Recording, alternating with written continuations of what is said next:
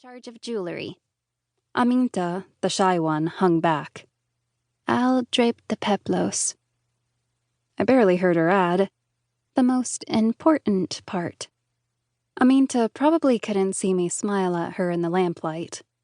I wished I could be friends with her and Milo, but they were so close there seemed room for no one else.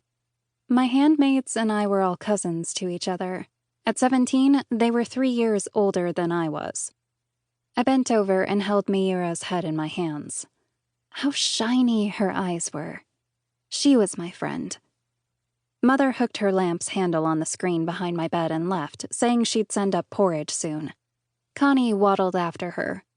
If I didn't disgrace myself today, my loom would be moved next to Mother's, where I'd weave in her sweet company. First, the hair. Cynthia waved for me to sit on my bed.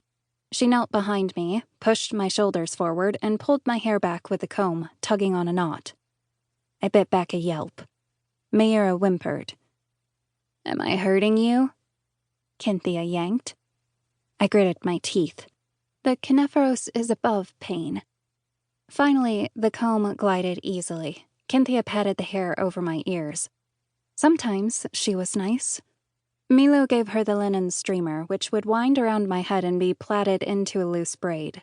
This step was quickly accomplished. Your turn, Cynthia told Aminta. A servant carried in a tray with bowls of porridge. I directed her to put it on my low table. The others would help themselves, but I was too excited to eat. No, I told Miura, and she backed away from the food. Good dog. She wagged her tail. She was the best dog.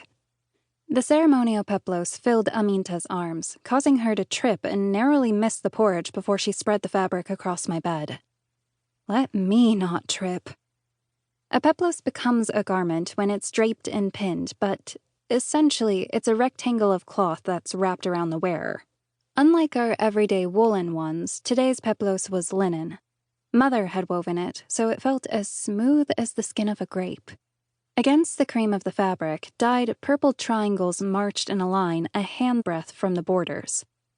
I'd never worn anything so beautiful. Aminta folded it once, unequally. The longer side would fall to my ankles, the other just a bit below my waist. Lift your arms, if you please.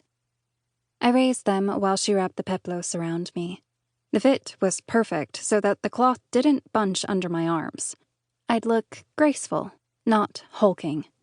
Cynthia danced me with the brooches that would be pinned at my shoulders. Envy could cause me to accidentally prick you, Cassandra. Only she would say such a thing, as if being Kinephoros was my fault. She inserted the pins and pulled them through the linen without even touching me. The pins were bronze, strung with pale blue terracotta beads. After I was pinned, she took a bowl of porridge and ate while reclining on her bed. Aminta wrapped a purple sash around my waist, over both folds in front and under the shorter one in the back.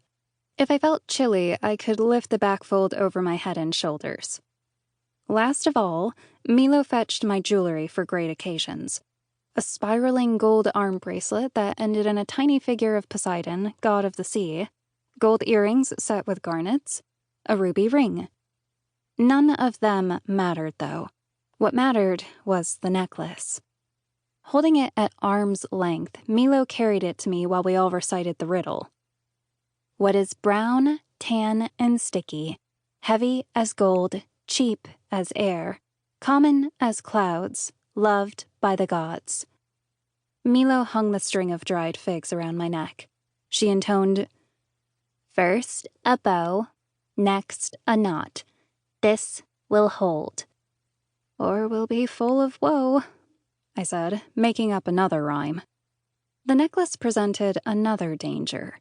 The figs symbolized a bountiful harvest and prosperity. If the necklace fell off me, Troy would have to endure famine. We loved the gods, who were kind and listened to our pleas, but were easily offended. Then they could be heartless and vengeful.